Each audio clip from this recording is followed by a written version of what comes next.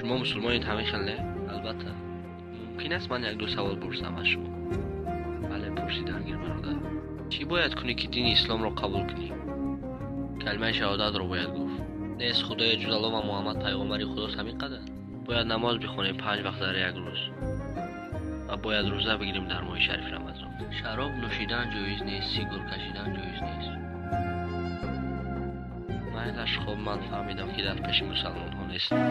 این باری عظیم است که بر کوه است، این نور درون دل عشاق نهان است. غافل چوز تعظیم خدای تو چی داری؟ یک سجده آگاه بهای دو جهان